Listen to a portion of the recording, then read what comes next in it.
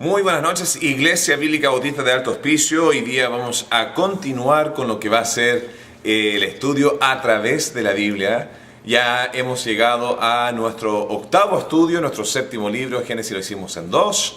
Vimos el origen de todo, con los 4 eventos predominantes en el libro de Génesis, además de 4 personajes. Además, continuamos con el Éxodo, la promesa que Dios había dado a Abraham de hacer una gran nación. Vemos que luego llegan a la tierra de Egipto, donde va a traer un liberador, que es Moisés, cumpliendo esa promesa que le había dado ya siglos atrás. Él va a rescatar de esclavitud a el pueblo de Israel, sacándolo por el desierto afuera de Egipto. Van a pasar 40 años en el desierto, y de eso se trata el libro de Éxodo, el llamado, la salida y las primeras leyes, sin contar lo que va a ser el tabernáculo, la comunión entre Dios y lo que va a ser el pueblo de Dios. Luego avanzamos con el libro de Levítico, donde vamos a estar hablando, o donde vimos ya previamente, cómo un Dios santo puede vivir en la congregación de Israel, que es obviamente pecadora, porque el hombre es pecador por naturaleza.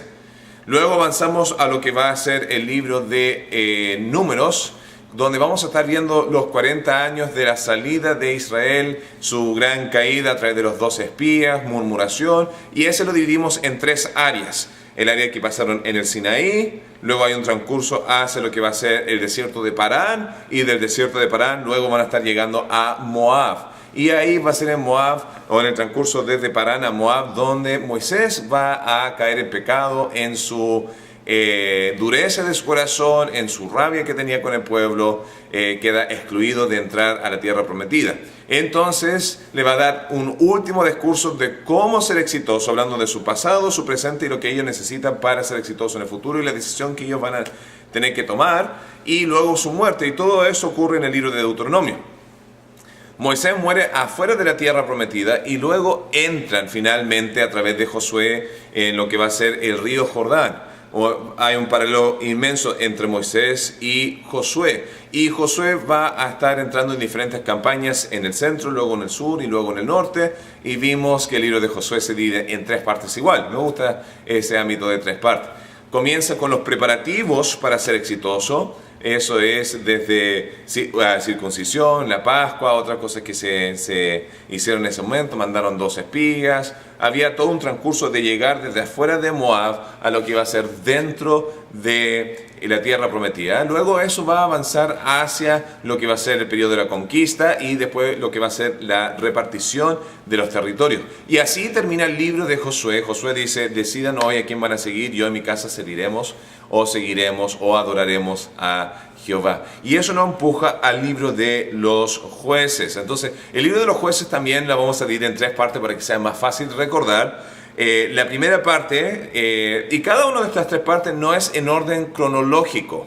Y esa es una falencia muy fácil de caer, pero después vamos a estar investigando un poquito más profundo de por qué no entra en una estructura cronológica, sino van a ser 3 perspectivas diferentes acerca de este periodo, desde la muerte de Josué a lo que va a ser la introducción de Samuel, Saúl y David, la primera etapa de los reyes. Incluso una frase típica que se va a estar escuchando acá en el libro de los jueces va a ser, Israel no tenía rey y cada uno hizo lo que bien le parecía. Entonces vemos un vacío de liderazgo dentro de Israel a causa de esto, y vamos a ver 3 perspectivas diferentes de cómo era este periodo. El primer periodo va del capítulo 1 a la primera parte del capítulo 3, y acá va a haber una síntesis, un análisis de qué pasó, por qué pasó, y los ciclos. Van a haber 6 ciclos de pecado, de angustia, clamor. Dios va a mandar a un juez que va a ser un libertador. No es alguien con una peluca blanca y un traje negro largo, sino un libertador, un líder del pueblo, quien va a venir, va a rescatar el pueblo. Ellos van a agradecer a Dios por un tiempo corto, luego se van a olvidar de lo que Dios hizo por ellos, y van a volver en la secuencia de ir tras los dioses paganos. Y vamos a desarrollar eso un poquito en esta primera etapa. La segunda etapa se ve del capítulo 3, la mitad del capítulo 3, hasta lo que va a ser el capítulo 16. Y aquí lo que vamos a estar observando va a ser los 12 diferentes jueces que Dios va a traer. Y es un periodo de gracia que a pesar de la carencia, la falencia y el pecado de Israel, y cuando ellos se arrepienten y van de vuelta a Dios, Dios escucha y va a mandar un libertador. Esos son los jueces. Y vamos a ver 6 de los 12, porque se mencionan 12 nombres, pero solamente 6 historias de los 12. Luego se avanza en los últimos 4 capítulos del 17, 18, 19, 20, 21, 5. Los últimos 5 capítulos va a estar lidiando con la expresión de caos que está ocurriendo a través de este periodo de lo que es la maldad del hombre. Entonces vemos la misericordia de Dios, el análisis por qué le está yendo mal y después el extenso de lo que va a ser la maldad de Israel en por lo menos 2 de sus tribus, lo que va a ser la tribu de Dan y lo que va a ser la tribu de Benjamín. Ahora, entrando en el tema, vamos a ir en manera ordenada. La primera parte, la primera perspectiva, el análisis de lo que pasa. Tenemos que entender que hasta este punto, los últimos 40 años de Moisés, y después el periodo de la conquista, que podría ser entre un rango de 30 a 50 años, ahí uno puede analizar y tratar de ver cuánto tiempo verdaderamente fue. Tenemos un periodo bastante largo de 70, 80, 90 años donde Israel nunca tenía una voz por sí mismo, sino Dios dirigía a través del líder, que era en este caso Moisés y después Josué, y no tenían realmente aquella libertad. Pero Josué finalmente muere y ahora no hay líder. Cada nación cada tribu está disperso por la tierra prometida, cada uno tiene su jerarquía, su estructura, pero aquí comienza un vacío de liderazgo, y ese vacío de liderazgo va a reflejarse en el ámbito moral, en el ámbito religioso, en el ámbito social, civil, donde vamos a estar viendo mucha decadencia a través de este periodo largo de los jueces. ¿Y qué hacemos por primera vez cuando tenemos libertad? Muchas veces, y tenemos que pensarlo de la siguiente manera: si un niño ha sido inculcado toda su vida de reglas y leyes, y no puede salir de la casa, y no puede tener libertad, y no puede expresarse, cuando ya torna los 18 años, ¿qué pasa? Por lo general hay un periodo, un proceso, un ciclo de rebeldía, y es fácil verlo yendo a una universidad, solamente la manera en que la gente se viste, la manera en que la gente se comporta, el ámbito de la popularidad se basa en cuánto uno puede romper las reglas, y todas esas cosas es la expresión de que finalmente tenemos libertad y nadie nos va a decir qué hacer. Y este es el comienzo del proceso de la nación de Israel. Murió Josué, nadie nos va a dictar, nadie nos va a mandar, aquí hay un vacío. Entonces vamos a ver que poco a poco van a estar tratando de tomar buenas decisiones, pero van a ser más malas que buenas. Y no estoy diciendo que hay que tener un dictador sobre uno para tener buenas decisiones, pero esa era la realidad de lo que estaba pasando en la nación de Israel. Ahora, yo veo esto un paralelo con muchas veces lo que pasa, o he visto, escuchado de ministerios, donde se manipula, se motiva o se obliga a través de temor. Ten cuidado, si no te va a caer un rayo del cielo si es que no haces lo que yo te digo como pastor. A través de culpa, ¿cómo puedes ser tan pecador? Creer que Dios te va a creer. Necesitas dar más a Dios para que Dios te pueda tal vez perdonar y así apaciguar la conciencia. Y algunos hasta ocupan elementos carnales de prosperidad. Si tú haces esto, vas a tener esto. Pero digamos que hay un hermano de la iglesia que está en una de esas congregaciones, uno de esos ministerios, uno de esos énfasis, y luego llega a una iglesia donde se predica la gracia, donde no se inculca temor. Y por favor, no me malentendía. El temor a Jehová es el principio de sabiduría. Pero muchas veces nosotros como hombres manipulamos cosas en una sobreexageración por una área más que la otra y negamos la gracia de Cristo.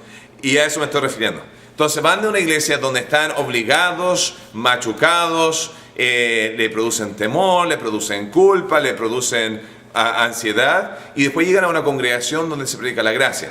Y dice, no, tú haces esto porque tú amas a Dios. Tú sirves porque es un privilegio. Tú sirves porque tú quieres. ¿Qué pasa en ese tipo de circunstancias? Mucha gente no sabe cómo reaccionar y caen hacia atrás porque finalmente tienen libertad en su vida. Ahora, nosotros queremos promover en nuestra iglesia que la razón por que nosotros servimos, además de que hay una gran necesidad y Dios nos ha mandado, es porque nos nace del corazón, porque amamos a Dios y queremos agradecerle dándole algo de vuelta. Y esa es la razón por la cual nosotros volvemos y queremos dar a Dios. Entonces, hay este vacío que va a ser Israel. Ahora, además de esto, el periodo de la conquista fueron a Dios. Es un buen comienzo. Entonces muere Josué y el principio de Jueces, en los primeros 3 versículos, dice que se acercaron a Jehová a consultarle. Un muy buen comienzo. Ya no está Josué, vamos a hacer lo que es correcto, vamos a consultar a Jehová. ¿Cuál de las tribus va a ir? Y la primera tribu que va es la tribu de Judá. Y dice que ellos empezaron a obrar y empezaron a atacar y empezaron a conquistar. Y tienen que entender que las naciones que estaban acá, los cananeos, los fereceos, los heveseos y todo y todo el resto de los heveos que se mencionan acá, eran naciones que sacrificaban a sus hijos en idolatría.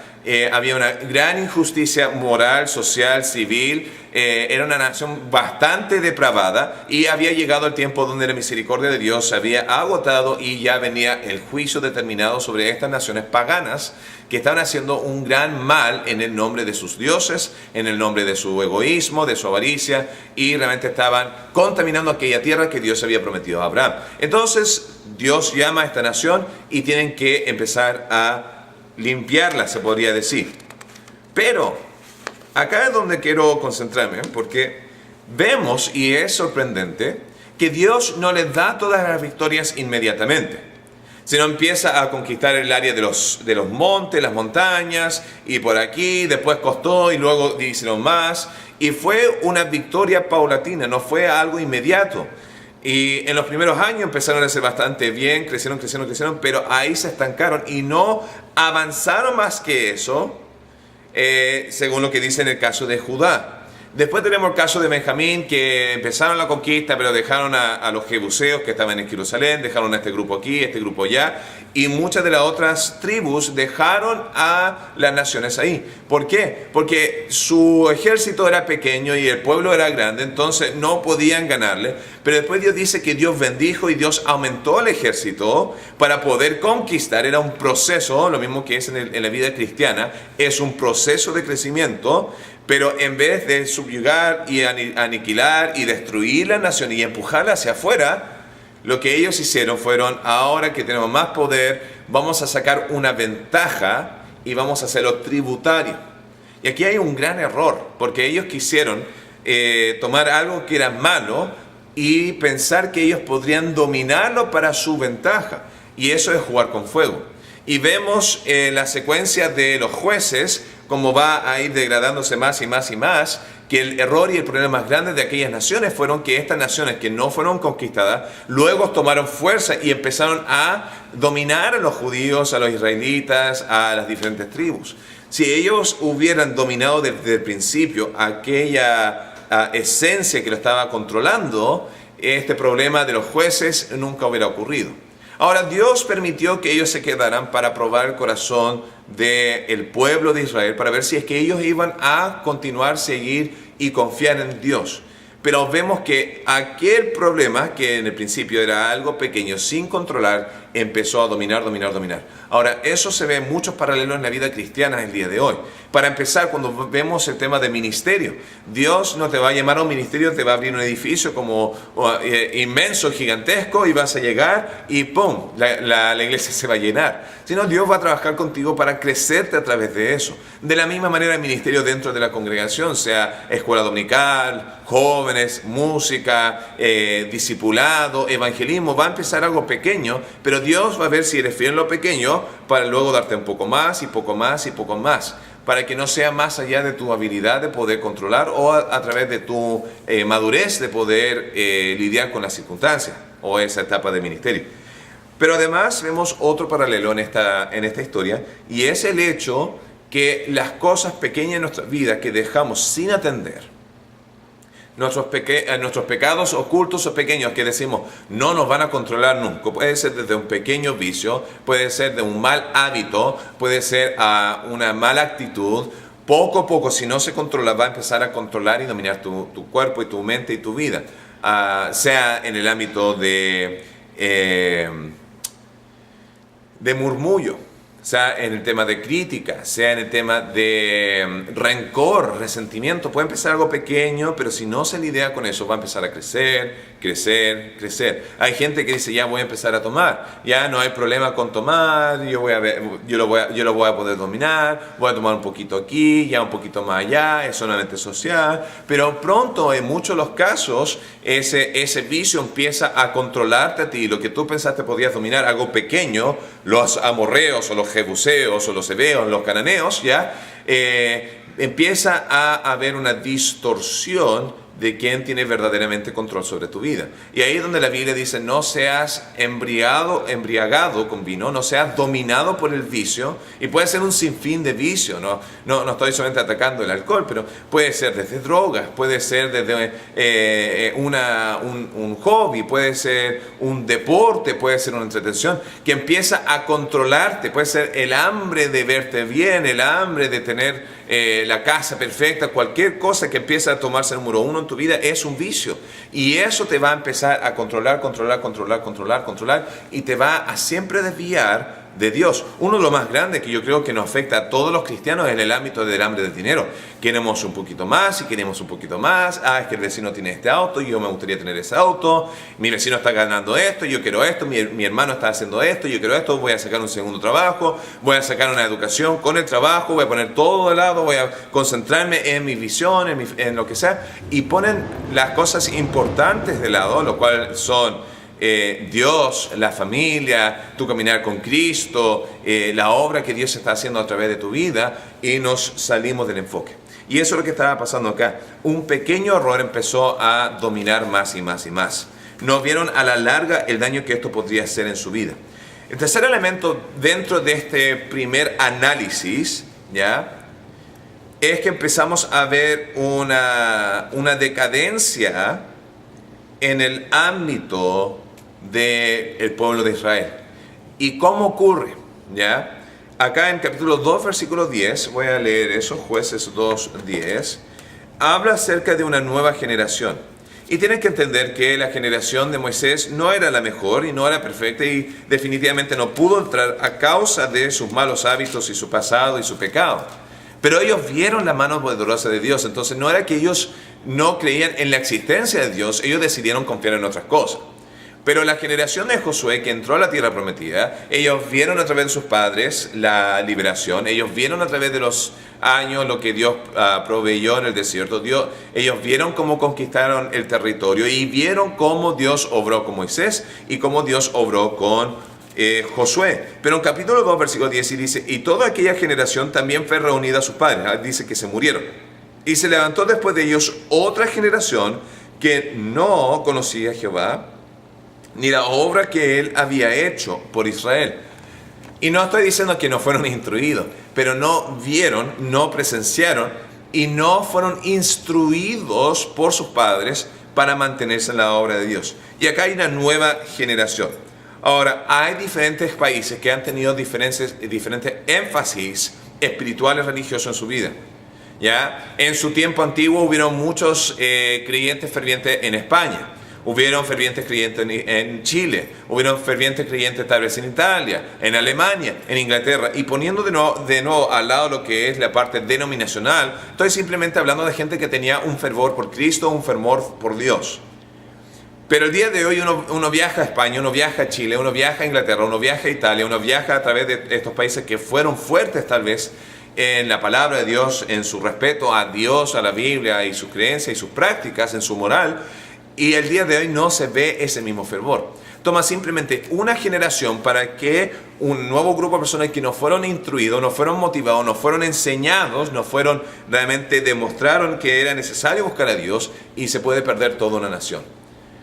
Y ese es un punto importantísimo para nosotros considerar. Sea ahora nuestra Iglesia Bíblica Bautista de Alto Hospicio, hay algunos que son primera generación cristianos, hay algunos que son segunda, tercera, hasta cuarta o quinta generación de creyentes. Y en esa situación, lo que tus padres hicieron, lo que tú vas a hacer como padre, va a determinar mucho de cómo va a ser nuestra congregación de aquí a 10, 20, 40, 60, 100 años.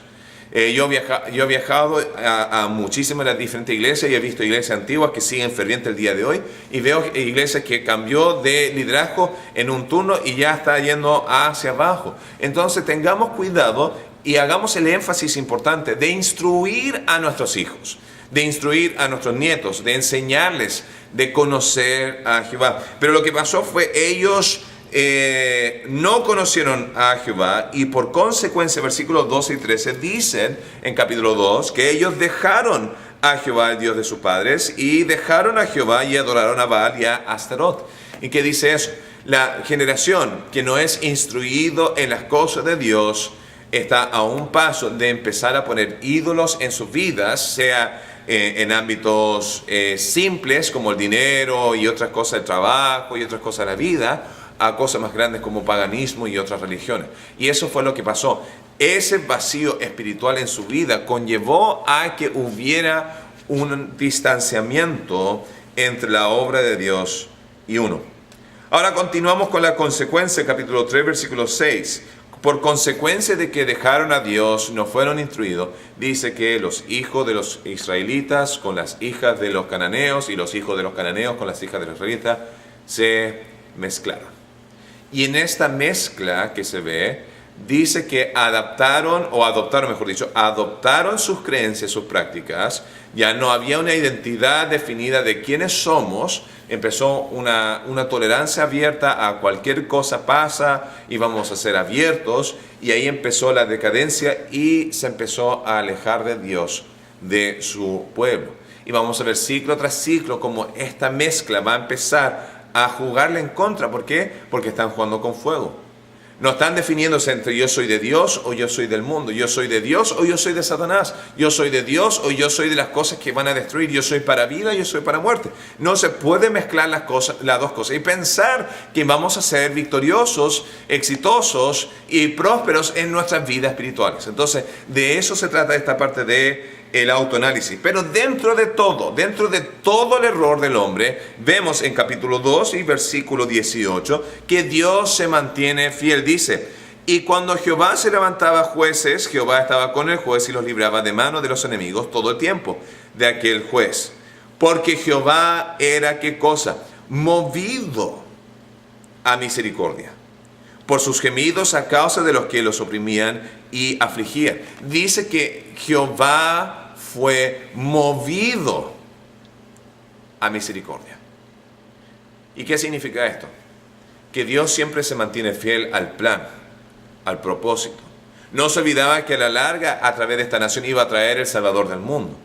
Eso no significa que Dios no iba a juzgar y no va a lidiar con pecado inmediatamente. Pero lo que sí significa es que Dios no se apartó en su totalidad. Se apartó en el ámbito de su bendición, pero no se apartó en el ámbito de su soberanía, de que Dios iba a trabajar a través de esta nación para traer el rescate de toda la humanidad, que iba a ser a través de Cristo. Entonces es el ámbito del análisis. Empiezan bien y terminan mal porque no tomaron las instrucciones de Dios de limpiar, de separarse, sino se mezclaron, se olvidaron, no instruyeron a sus hijos, y quedó, como buen chileno diría, quedó la escoba. Ahora, eso nos lleva al segundo punto, la segunda perspectiva de los judíos, que va a ser desde el capítulo 3 al capítulo 16. Y a través de este periodo no voy a abarcar todos los detalles, pero hay 12 jueces, de los cuales 6 se mencionan sus historias y 6 solamente dice que gobernaron por cierto tiempo. Entonces vamos a tomar esos 6 y vamos a estar viendo que va a haber una baja, se podría decir, una déficit, una corrupción en la calidad del juez del principio, mientras más lejos se pone de Josué y de sus instrucciones y de esa generación, más mal se va a poner y cada uno va a tener un error, ¿ya? Los errores de los primeros jueces son insignificantes en contraste de la decadencia del último juez que se va a ver que va a ser Sansón. Entonces, vamos a entrar en cada uno de estos, ¿ya? Cada uno tiene una falla. Las fallas son historias que nos van a ayudar a nosotros a ver el tema de liderazgo y vamos a ver de algo insignificante, algo perturbador a través de estos 6 individuos. Entonces, el primer juez que se ve es Otoniel, y Otoniel es el sobrino de Caleb. Ahora tienen que entender que Caleb era uno de los 2 espías que entraron a la tierra prometida, dijeron, vamos. Y él tenía en mente un cerro, un monte que él iba a conquistar, iba a ser suyo. Y él vino a la conquista y hizo gran parte del trabajo. Pero hubo un grupo que él no pudo lidiar y dijo, el que puede conquistar este grupo, yo le voy a dar lo más preciado de mi vida, que es mi hija, voy a añadirlo a la familia de mi herencia y muchos privilegios. Entonces el que fue y conquistó fue Otoniel, el sobrino mismo de él. Ya en esos tiempos, ya en el ámbito genético, los matrimonios dentro de lo que son cercanos a la familia, aunque luego la ley se prohíbe que se casen cercanamente entre hermano y hermana, pero antes se veía y no había daños como se vería el día de hoy. Bueno, ¿cuánto corto se casaron? Pero ¿dónde vemos el ámbito de su decadencia? Porque se ve la conquista y después él viene y rescata a la nación de Israel, o una parte de la nación de Israel. Tienen que entender que los jueces van a abarcar diferentes tiempos en diferentes regiones, ya no se puede ver de manera cronológica como muchos lo podrían interpretar cuando lo lee por primera vez. Bueno, cuento corto. Cuando se junta con su esposa y se están yendo con su esposa nueva que ganó a través de esta guerra, él le dice a su esposa, ya, que es hija de Caleb, ve y pídele terrenos a tu padre.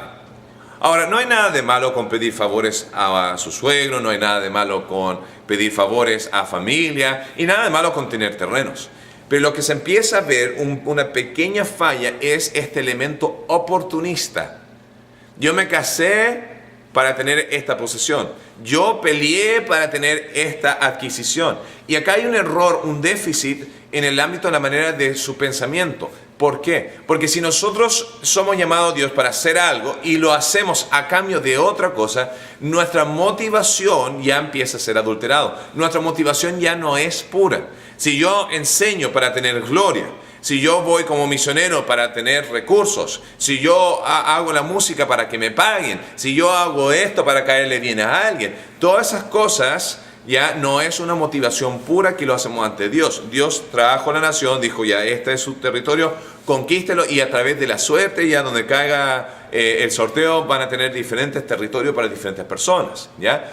Entonces acá se ve un elemento oportunista, y el oportunismo dentro de una congregación, dentro de una empresa, dentro de una familia y dentro de una cultura o una sociedad, siempre va a comenzar una bola de nieve que va a empezar a crecer en la destrucción de su civilización, porque ya no están pensando en lo que es la colectividad, en lo que es la unión de aquella conglomeración de personas, sino van a empezar a pensar en el individualismo. Y ese es el error del egoísmo. Entonces ese es el juez número 1. El juez número 2, vemos, es Ahod, un benjamita. Ahora, acá donde menciono que el libro de los jueces no es de manera cronológica en orden. ¿Por qué? La última historia del levita cuya esposa fue asesinada a través de una violación, después de una guerra civil donde casi arrasan completamente con la tribu de Benjamín, ya eso ocurre, según muchos historiadores, antes de este caso de Ahod. ¿Y por qué se llega a esa conclusión? Bueno, primeramente yo empecé a hacer investigación, empecé a investigar a Josefo del primer siglo, y él había puesto, insertó este episodio justo ahí. Y la razón por que yo llegué a esta conclusión igual era porque cuando llegué a la historia de la bendición del sacerdote, vi que era Fines, y dije, Fines. Bueno, Fines era el mismo que mató a aquel joven que estaba en Moab cuando estaba Moisés. Ya esto puede ser 30, 40 años después, y como va a entrar a la tierra prometida tiene que tener por lo menos 40 años, sacando los cálculos. Ya estamos hablando de como 70, 80, 90 años por el periodo de paz que vemos en el caso de Otoniel. Ya, muchos números, pero cuento corto, Ahod es una imagen de gracia, porque Benjamín debió haber sido completamente aniquilado a través del deseo del pueblo de la tribu de Israel. Y acá un benjamita zurdo va a ser el protagonista de este próximo rescate a la nación de Israel. Ya entonces vemos que fue a donde el rey, a escondida, le va a dar un regalo, dice tengo una palabra en secreto con el rey, todos salen para afuera, él cierra las puertas con su mano izquierda, como era zurdo, saca una daga, le buscaron el lado Le buscaron, ya cuando le hicieron el chequeo del cuerpo, le chequearon el lado izquierdo, porque si uno es diestro va a sacar la daga, sea de su pierna izquierda, de su costado izquierdo y atacar. Le revisaron todo el lado izquierdo, no le encontraron nada, pero no buscaron el lado derecho, como era zurdo, y vino y con su daga perforó, ¿ya? Realmente acuchilló al rey, lo mató de un golpe, y era tan obeso que la grasa cubre completamente la daga y no la puede sacar. Cuando él sale, cierra las puertas, dice no, él está ocupado haciendo sus necesidades, y después de un tiempo entra y ve que está muerto, y por este tiempo vemos a Og yendo a tocar la trompeta y llama a todas las naciones para conglomerarse y traer su independencia. Y Dios ocupó esto. Ahora, ¿dónde diría yo que hay un déficit en este hombre? En el caso de Otoniel no hay ningún pecado, pero vemos una raíz de oportunismo y egoísmo. En el caso de Ahod vemos realmente una personalidad sigilosa. En vez de ir con la presencia de Dios, aquí vengo marchando de parte de Dios para traer de vuelta lo que Dios nos llamó a hacer y tener la bendición de Dios, él tuvo que manipular la cosa, hacerlo de manera oculta para poder traer la victoria. Ahora, tácticas militares son tácticas militares, pero ahí vemos tal vez su implementación de querer lograr la obra de Dios sin necesariamente trayendo un ejército diciendo ya vamos a marchar de parte de Dios y seguir su directiva. Eso nos lleva al tercer punto, y al tercer de los jueces. Y al tercer de los jueces vemos el caso de Débora y Barak. Débora, ya la nación enemiga empezó a conquistar el territorio, ellos empezaron a dominar, no había ningún hombre que se parara para dirigir al pueblo, entonces se tuvo que parar Débora, y ella fue como una figura maternal que empezó a dirigir al pueblo bajo esta dominación extranjera. Y Dios le reveló a esta mujer que Dios iba a ocupar a Barak. Ya de nuevo acá tenemos una mujer profetisa. ¿Por qué? Porque el hombre no pudo hacer el trabajo del hombre. Entonces, ¿qué ocurre? ¿Ya? Débora llama a Barak, y Barak demuestra el tercer elemento de falencia. Y ahí acá empieza a notarse un poquito más. ¿Y cuál era este? Aunque fue y lo hizo, demuestra un hombre cobarde. Y porque fue cobarde como líder, Dios le quitó la victoria a él y se la dio a una mujer. Había una mujer dirigiendo la nación, hubo una mujer que mató a Javín, el general. Fue la mujer que tomó la gloria porque el hombre no quiso hacerlo. Y este era un golpe bastante fuerte al orgullo masculino de Israel, porque tuvo que ser una mujer, ¿ya?, la que tuvo que traer la liberación. Ahora, no estoy hablando de que la mujer no tiene valor, no estoy diciendo que la mujer no tiene una función dentro, y no estoy diciendo que una mujer es inferior, sino lo que estoy diciendo es que Dios ha creado tanto al hombre como a la mujer con el mismo valor. Pero aunque tienen el mismo valor, fueron diseñados de maneras diferentes y con funciones diferentes. Y no era la función de la mujer, de parte de Dios, no era la función de Dios para la mujer, que ella dirigiera al hombre. Pero en la cobardía del hombre se tuvo que esconder detrás de una mujer para que la mujer hiciera la obra. Y ese ya empieza a demostrar una carencia, una falencia, mejor dicho, en la obra de los líderes que Dios iba a ocupar. Y esto era porque se empezaron a distanciar más y más y más de la ley que Dios había establecido a través de Moisés y confirmado a través del ministerio de Josué. Esto nos lleva a la historia de Gedeón. Y Gedeón tiene historias maravillosas, incluso este es uno de los periodos, capítulos o segmentos más largos que se van a ver en el libro de los jueces.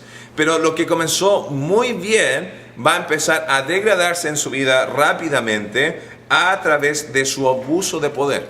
Entonces Gedeón, un cobarde, llega al ángel de Jehová, dice voy a traer la liberación, él pide señal, el ángel le da la señal. Entonces dice, ya, yo sé que está de parte de nosotros. Después Dios le dice a Gedeón, lo primero que tienes que hacer es destruir los ídolos de tus padres. Lo cual él fue y lo hizo, no de día porque era cobarde, sino lo hizo de noche con otros 20 individuos. Y después llegó noticia a la ciudad y a los paganos de que esto había ocurrido. Dijeron al padre de Gedeón, tienes que lidiar con esto. Y dijo, bueno, si él se está metiendo con los dioses, que los dioses se defiendan solos.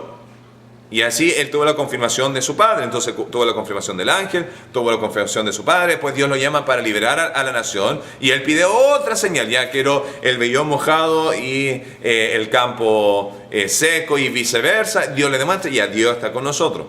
Y empieza y marcha con 32.000 hombres. Y Dios dice, no, son muchos para que sepa que yo soy Dios, vamos a bajarlo. Y dijo, todos los cobardes váyanse, y quedaron con 10.000. De esos 10.000 dijo, son todavía muchos, Jehová, vayan a tomar el río, aquí va una prueba. Los que tomen como perritos y agachados en el agua, lamiendo, ya quedan afuera. Los que se ponen de rodillas, toman el agua hasta arriba, sigilosamente, observando al enemigo, ya eso van a ser mis hombres valientes. Entonces quedaron con 300 hombres. Vino una confirmación que Dios le dijo, te lo voy a entregar, anda al campamento y escucha así a lo lejos de los enemigos lo que tienen que decir. Y uno dice que tenía un sueño, que venía un pan descendiendo del cerro y destruyó el campamento de esta federación de 3 ejércitos y dijo, ese es Gedeón. Y esa fue otra confirmación más. Vemos señal tras señal tras señal. Jehová Dios, Jehová Dios, Jehová Dios, yo soy el que te va a ayudar. Gedeón entra con antorchas, con vasijas, las rompen, con antorcha y trompeta, hacen un escándalo, la gente se para, se mata y después empiezan a perseguir y viene toda la victoria que Gedeón tiene. Otra confirmación más que Jehová estaba con él. Pero lamentablemente la historia no termina ahí, sino ahí empieza la decadencia de Gedeón. El pueblo se acerca a él y dice, te queremos hacer rey. Y él dice, ya entre comillas, no, es mejor sin rey, ustedes tienen que seguir como estaban antes, yo no voy a ser rey. Pero lo primero que hace es un efod de oro, que no se sabe exactamente si es parte de la vestimenta de un sacerdote, sea sacerdote de Jehová o un sacerdote propio, un elemento político, o incluso algunos traducen la palabra efod en otras partes de la Biblia como un ídolo. Pero relevante de qué era esa gran batalla y victoria y el botín que tomaron, de eso construyeron este elemento de oro, lo cual la gente dice que se prostituyó tras él en el ámbito que puso su corazón a eso antes de Jehová, y él cayó de vuelta en idolatría. Y empezó a abusar de poder, porque empezó a ser una figura de liderazgo. Tuvo 70 hijos gobernando después de su muerte, a través de muchas mujeres. Entonces tomó muchas mujeres, abusó de eso que Dios dijo que no hagan, tomó del dinero que dijo que no hicieran, se hizo un ídolo que Dios dijo que no hiciera, y una vez ya cuando el elemento del peligro se fue, quedó acá como líder y dejó la embarrada. Abuso de poder. Y eso muchas veces puede pasar en el ministerio también, que uno empieza a crecer, empieza a tener la bendición de Dios, se empieza a desviar y empieza a abusar de esto, creyendo que son algo importante, y a la larga todo lo que ellos construyeron cae como una casa de naipes. Y eso fue lo que pasó con él, porque tuvo 70 hijos a través de muchas mujeres, esposas, pero tuvo después un hijo al lado a través de una concubina.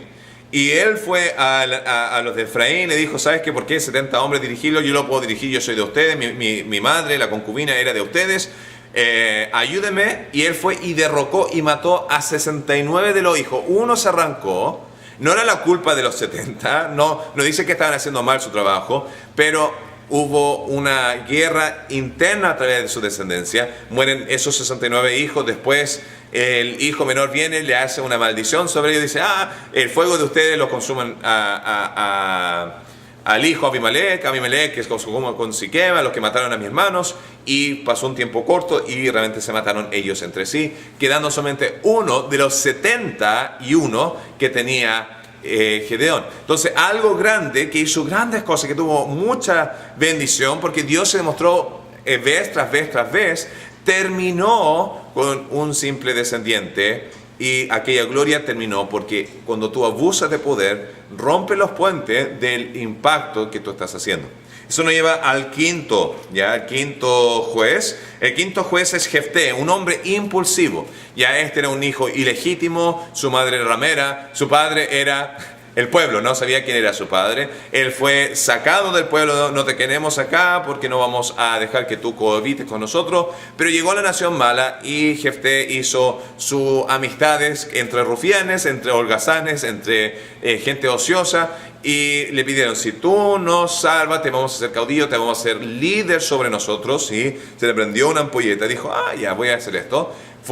Atacó al grupo, pero antes de ir y vencer al enemigo, a los madianitas, él hizo una promesa a Dios. Dijo, Jehová, si tú me das la victoria, yo te voy a dar, y esto fue muy impulsivo, lo primero que tú me pongas en mi vida. No era algo que Dios le había pedido, no era un voto que Dios le había hecho hacer, pero él fue, tuvo la victoria, y cuando regresó, la única persona que vino a recibirlo era su hija única, danzando, celebrando, gracias a Dios, que Dios te dio la victoria, etcétera, etcétera, etcétera. Y Jefté cayó en gran dolor porque le había hecho una promesa a Dios: te daré lo primero en holocausto, que es una ofrenda quemada. Entonces, él en tristeza le dice a su hija dice: tienes que hacer el voto que le prometiste a Dios, solamente déjame ir y llorar mi virginidad por una cierta cantidad de tiempo. Y luego las mujeres de la área fueron y lamentaban 4 días al año por su virginidad. Ahora, acá es donde se divide en dos partes de lo que podría ser. El error era todavía el mismo, de hacer una promesa de manera impulsiva, y estas eran las dos posibilidades: que la mató, lo cual demostraría la decadencia espiritual que tenía la nación y este líder, porque la razón misma por la cual Dios trajo Israel a Canaán era para eliminar el sacrificio humano. Entonces, si lo mató, se desvió completamente de los estándares, lo que Dios había mandado hacer. Ahora, si lo entregó en virginidad, donde tuvo que servir en el templo para siempre, la desgracia para Jefté era el hecho de que no tenía hijo, no tenía hija, no tenía nada más sino esta única hija, y su descendencia quedó hecho nada. Y acá la moraleja: en su ambición tan grande de construir algo, al recibir algo, cuando Dios había dicho justo entre estos dos periodos de Gedeón y Jefté que ustedes hagan lo que quieran, no me pidan más orar a mí, porque pídanselo a sus dioses, ya han pedido demasiado a sus dioses, porque vienen a mí en problemas, no voy a escuchar. Llaman a Jefté, él decide ayudar a la nación a expensas de realmente lo que él tanto quería. Entonces, su sueño era lograr algo grande, construir un gran nombre, lo cual era el deseo de muchos de los israelitas. Quiero tener una gran descendencia, y terminó con nada por algo impulsivo que hizo. Pero vemos sí en el caso de Jefté que fue una persona que puso a Jehová primero en su batalla, que fue a él, y vemos ese ámbito moral. Pero vemos impulsividad en el líder. Luego nos lleva a el último personaje, que es el personaje de Sansón. Y en el caso de Sansón, es interesante que justo esa hoja fue la que no se me imprimió, ¿ya? Tenemos lo peor de lo peor de lo peor de los jueces. Una persona promiscua. Dios hizo una promesa ya a esta familia: van a tener un hijo. Ese hijo va a ser un líder, ese líder no va a ser nazareo, va a ser apartado, no va a tomar del producto de la vid, nunca se va a rasurar la cabeza. Pero vemos una persona con mucho potencial, con gran fuerza, y Dios le bendijo con gran fuerza, que cayó a causa de su hambre y placer de mujeres. Tuvo su amor fijado en una filistea, estaba en un banquete listo para casarse con ella, pero él decide hacer una adivinanza para ver si podía ganar ropa, 30 ternos se podría decir, si nadie podía adivinar, pero si podían adivinar, él le iba a dar 30 vestidos a ellos, o 30 ternos para ellos, o túnicas. Cuanto corto, el pueblo le dijo a la mujer: si tú no nos dices lo que es, si tú no nos descubres, te vamos a cambiar a ti y a tu esposo, a tus padres. Entonces ella le molestó desde el día 1 hasta el día 7, hasta que finalmente él sucumbió, porque era una aflicción tener que escucharla, lamentarse estos 7 días de banquete, que gastó mucho dinero, y le dijo a escondidas. Y ella fue y se lo dijo a los hombres, y los hombres vinieron, se lo dijeron. Él, indignado, ya es un líder bien adolescente en ese ámbito, enojón de gran manera, dice: porque estuvieron con mi mujer, vamos a dejarlo con palabras simples sin entrar en los detalles, supieron. Entonces él fue, mató a 30 filisteos para darse sus ropas, en gran enojo, y decidió no casarse con ella. Tiempo después él regresó, dijo: ya voy a regresar a la mujer que tanto me enamoré, y su padre le había entregado a otra mujer. Entonces él, indignado, tomó 300 zorros, lo amarró de las colas, le puso una tea de fuego o de carbón entre medio y los dejó en los campos de comida que tenían los filisteos y quemaron todo. Y estando tan indignados los filisteos, fueron y preguntaron: ¿quién hizo esto? Dijeron: fue Sansón, porque su esposa fue dado a otro hombre. Y fueron y cuanto corto quemaron a esta mujer con su padre, lo cual habían dicho antes. Esta mujer estaba destinada a la muerte de manos de los filisteos. Pero estas cosas estaban ocurriendo para que Sansón empezara a tener este conflicto con los filisteos. Él no le molestaba, a él no le importaba, estaba viviendo su vida, tenía fuerza, tenía popularidad, tenía mujeres. Entonces la segunda historia después se enamora de una ramera, vienen los enemigos de los filisteos para matarlo porque está pasando la noche ahí, se va de noche, toma los portones de la ciudad y lo deja en otra ubicación por su fuerza. Después se enamora de Dalila, la última mujer, la que es más conocida. Ella es pagada para encontrar el error. Finalmente él lo delata, lo entrega, le cortan el pelo. Pero no perdió su fuerza porque perdió el pelo. Perdió su fuerza porque finalmente Dios abandonó este hombre que no estaba siendo el líder que Dios le había dado. Dios le había dado mucho talento, le había dado mucha oportunidad, le había dotado de maneras como ningún otro hombre. Pero acá está la libertad de Sansón. Él fue en su decadencia y cayó en el error más grande que tenía, que eran mujeres. Corta el pelo, dice que Dios se apartó de él porque ya se había apartado Sansón de Dios, y le sacaron los ojos y lo dejaron como un instrumento visible de humillación. La realidad es que no fue hasta que él perdió sus ojos que pudo verdaderamente ver lo que estaba pasando antes. Y muchas veces no es hasta que tenemos problemas en nuestras vidas que finalmente podemos ver lo que está pasando en nuestras vidas también. Y ahí es donde Sansón le crece el pelo de vuelta, él se arrepienta y le pide a Dios una vez más poder traer venganza, no sobre Jehová, sino sobre sí mismo. Nunca aprendió, pero tira 2 pilares, se cae el edificio, mata a todos los filisteos que estaban ahí y termina su gobernación de 20 años, su ser juez libertador por 20 años. Y ahí demuestra que Dios puede ocupar diferentes tipos de personas en diferentes etapas de la vida, y no porque esté haciendo algo malo significa que Dios aprueba lo que está haciendo. Sino, Samson tuvo la consecuencia de sus malas acciones, pero Dios ocupó para que llegara la obra de Dios que demuestra su soberanía una vez más. La última etapa demuestra la decadencia desde el capítulo 17 hasta el capítulo 21. Vemos un caso de idolatría donde un hombre, Micaía, quería tener la bendición de Jehová. Entonces hace una carpa llena de ídolos. Se consigue a un levita para que sea su sacerdote y está gozoso, ¿ya? Y está en lo que sería una pluralidad de creencias, todos juntos en esta casa, pensando: voy a tener estos amuletos de la suerte, y realmente no es así. Dios no bendice, Dios no estaba ahí. Luego pasan los de Dan, dicen: necesitamos encontrar territorio, y ven que está esto, roban los ídolos, se roban o invitan a este sacerdote que sea, y él se vende tras ellos, y después se establecen en Dan. Y ponen esa historia para demostrar que no eran 100% creyentes en Jehová, sino estaban siendo pragmáticos en lo que funcione. Vamos a tomar cualquier tipo de ídolo, y si es que uno de esos nos bendice, lo vamos a tener todos. Jehová dice: no, solamente en mí. Jehová, solamente en mí. Entonces vemos la decadencia de Dan, aún en la presencia de Jehová en Silo.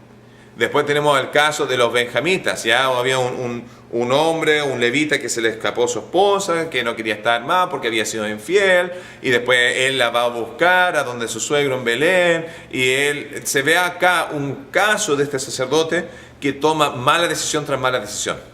Para empezar, no se debía haber juntado con esta concubina porque no era su esposa. Número 2, cuando su padre, su suegro, le instó tantas veces para quedarse, él debió o quedarse o irse temprano, pero él esperó toda la tarde, después dijo: ya me voy sí o sí, no me importa lo que diga gente mayor, y tomó una mala decisión. Su siervo le dice: paremos en Jerusalén. Dice: no, esos son de los jebuseos, ellos son malos, son enemigos, vamos a ir a una de nuestras tierras. Y decide no ir en esa dirección, no escucha el consejo de nadie, hasta que llega a una ciudad en Benjamín donde ocurre la atrocidad. No voy a entrar en los detalles de ello, pero eso conlleva a una gran guerra civil. Esta guerra civil conlleva a que esta nación, esta tribu de Benjamín queda casi completamente aniquilada.